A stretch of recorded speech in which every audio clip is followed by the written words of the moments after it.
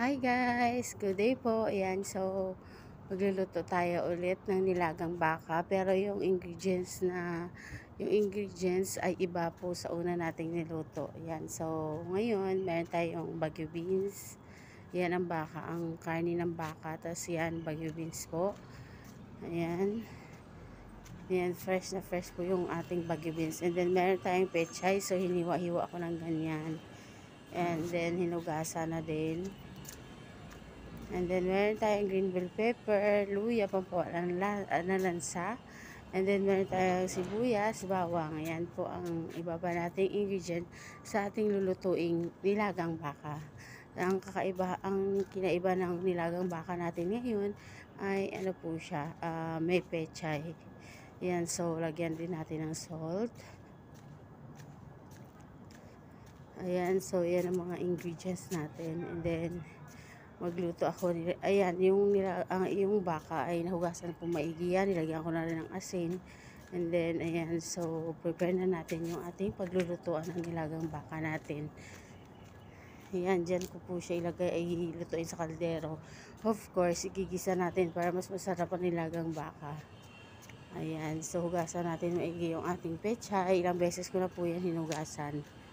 Pero hugasan natin maigi dahil minsan meron siyang mga buhangin. Kaya kailangan hugasan na maigi yung ating gulay. So start na tayo mag-isa. As always, inuuna ko po yung sibuyas. Yan, so igigisa natin siya sa mantika. Unti lang ng mantika kasi mas masarap po yung nilaga pagka ginisa. Okay din naman, depende rin sa timpla. Ayan, sa ginisa na, start tayo gisa. Una ang sibuyas and then ang bawang at luya. Ayan. Mas iba kasi ang sarap pagka nagisa siya. Kahit sa unting mantika. Ayan, so ilalagay na natin ang ating baka diyan sa ating kaldero. Ayun, tapos imimix-mix lang natin yan and then hayaan kumulo siya sa sarili niyang produce na sabaw. Dahil nga hinugasan natin, of course, magkaroon siya ng unting sabaw at hanggang sa matuyo siya unti. Ayan. So, ayan, kumukulo-kulo siya. Tapos mamaya pag medyo natuyo unti, ang gagawin natin ay lalagyan natin siya ng water. Damihan natin ng water kasi nga, yun ang magpapalambot ng ating baka. Ayan.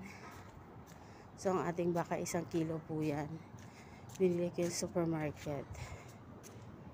Yan, so pero ulam to siya ng ng alaga namin. Ulam siya ng alaga namin.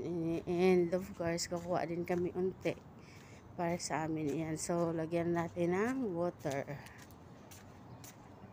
Ayan siya. Pagkatapos lagyan ng water, hayaan na kumulo-kulo hanggang siguro pinakuluan ko siya ng more than 1 hour. Kaya soft yung baka. Ayan, so dinamihan ko ang sabaw kasi matutuyo lang yan siya dyan. Matutuyo yan siya dahan-dahan hanggang sa lumambot yung ating baka. Minsan nilalagdagan ko kaya ng sabaw hanggang sa malambot siya ng gusto. Masarap kasi sa nilaga pagka soft yung karne. Ayan.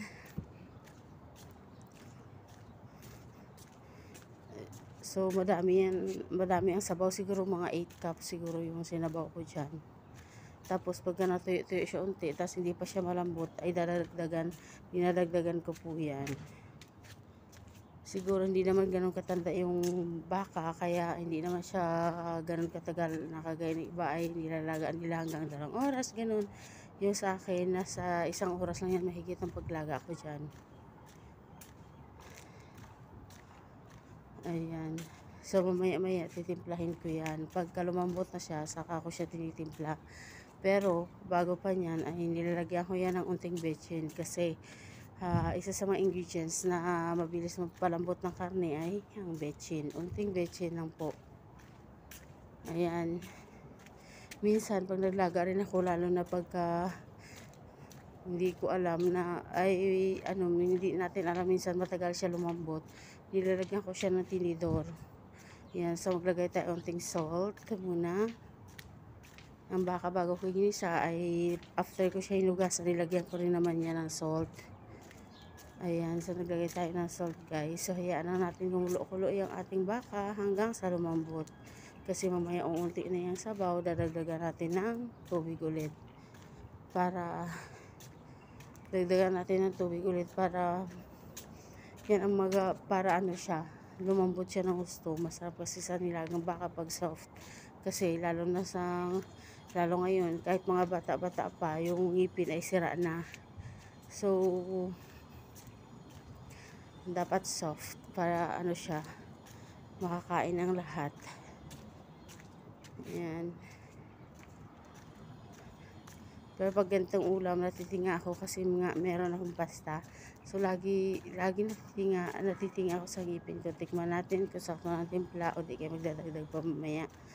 Ayan. So, tuloy yan ang pagkulo ng ating nilagang baka. Kukulo-kulo yan siya hanggang sa umunti yung tubig at magdadagdag tayo ulit ng tubig. Ayan, para yung sakto talaga ang pagkalambot ng baka o more than. Kasi pag karne, mas masarap kainin siya pag malambot, unlike sa matigas. Kasi pag matigas, magunguya ka ng gusto. Paano naman pagka yung ngipin natin ay, ang iba ay ano na siya, hindi na normal. Ayan, medyo lumambot na yun ng unti yung ating baka, kaya nilagay na natin ang green bell pepper para manuot talaga ang amoy at timpla at lasa ng green bell pepper dyan, bukod sa timpla. Ayan, so umunti na sabaw, kaya magdagdag tayo ulit ng sabaw para more siya na lumambot ang karne.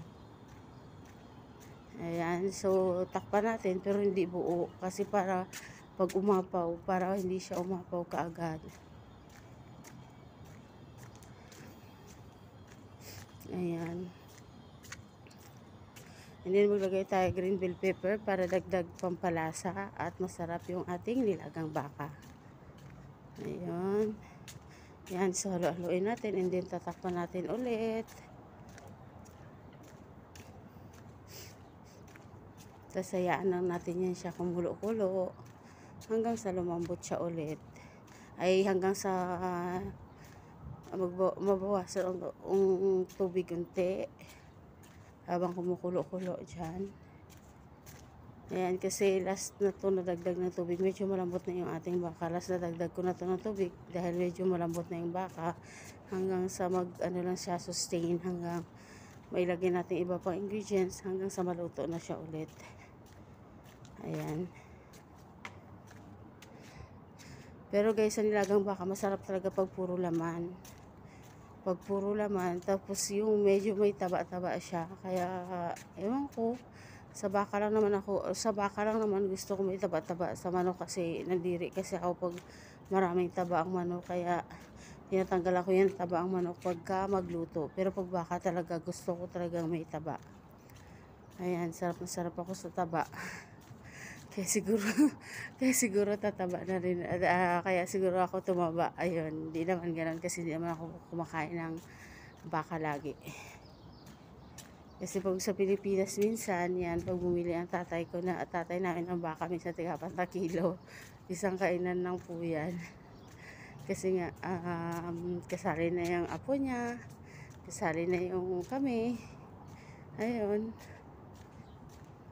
Kaya pag bumili siya ng baka, isang kainan ng 4 kilo minsan. Ayan, syempre may tira rin, kagaya yan, lunch, may tira rin naman minsan, panghapunan. Ayun. So, tuloy siya kumukulo-kulo. Tapos, tama na, hindi na tayo magdadagdag ng tubig dyan. Dahil nga,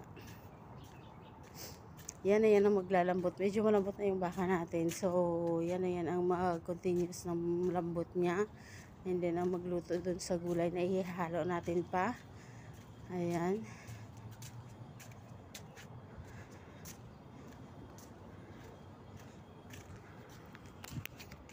Ayan, so ilalagay na natin ang bagyo beans. Iuna natin to para maging mamaya pag hinalo na natin ay malambot na. Yung ating sabaw medyo madami yan kasi syempre makikihigop rin kami ng sabaw. Ayan. Pero ito talagang niluto na to ay para to sa aming mga alaga. Kasi yung pangatlo naming alaga at pangalawa ay mahilig siya sa sa sabaw. Ayan, and then, ayan, nilagyan ko na siya ng siling green. Ayan, dagdag rin pampalasa at pampasarap sa ating nilagang baka. Ayun. And then, ayan na siya, nilagay na natin ang Baguio beans. Tapos, antayin na naman natin siya na kumulo-kulo hanggang sa kumulo-kulo hanggang sa ayan. Inuna lang natin yung Baguio beans, pero pag kumulo-kulo mamaya, ilalagay na rin natin yung ating susunod na ingredients. Itong nilagang baka namin ngayon ay meron itong pechay. Yung unang niluto ko ay iba rin yun. Pero ito, pangalawang luto ko ito ng nilagang baka na binlag ko. Yan siya, kumulo-kulo na siya. Kaya, hindi to ang unang pagluto ko ng nilagang baka dito sa alaga ko namin. Bali, pangalawa to siya. Ayan, medyo madami ang sabaw. Tapos yung baka ay 1 kilo lang. Tapos may gulay na ihahalo. Tapos maya-maya, pagka naluto na yung Baguio beans, ilalagay na natin yung sunod na ingredients, yung pechay. So, ito ang ating luto ngayong araw. Our video for today, nilagang baka. Ayan, so ilalagay na natin yung ating pechay. Yan, so pechay natin, hindi natin yung hinayaan na buo lang. Siyempre, kakain yung alaga namin, kaya pinutol-putol ko siya. Ayan. Kasi may mga dito, Filipino supermarket, kaya sarap talaga pagka luto natin. Kahit alaga namin gustong-gusto niya, gustong-gusto nila. Yan, so nalagay na natin ang pechay. Yan, so haluin natin yung pechay kasi 1 minuto lang, isa o 2 minuto lang ay okay na po yan, luto na po yan. Kaya pinahuli ko siya. Ayan, so maraming sabaw yung ating nilaga for today. Yan, this is our video for today. Nilagang baka, yung pangalawang vlog ko to. Nilagang baka, na marami siyang sabaw kasi makikigop kami. Yan, anyway guys, sa mga bago sa aking channel, please don't forget to subscribe, like po and comment. Yan, para sa next vlog ko ay updated kayo, manonotify kayo. Kaya para ma-notify po kayo, please hit the notification bell. Choose all po. Para every time meron po akong upload or meron akong isi-share na recipe or whatever dyan sa mga upload ko ay ma-notify po kayo.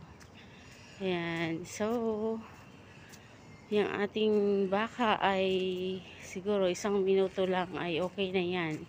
Pwede na i-off ang apoy. Pwede na ready to eat na siya. Kaya tuwang-tuwa na naman tumamaya ang aking alaga kasi mahilig talaga yan siya sa mga Filipino food. Kagaya nitong may sabaw, mahilig sila maghihigop ng sabaw. Lalo na iba ang timpla nating mga Pinoy. Ayan. Tapos sasarapan rin ang alaga namin. Kaya ayan, niluto ko para sa kanila. Manghingi lang kami unti dito mamaya ni Helen para meron kaming ulam at makahigop din. Yan, masarap itong nilaga, lalo na taglamig ngayon. Yan.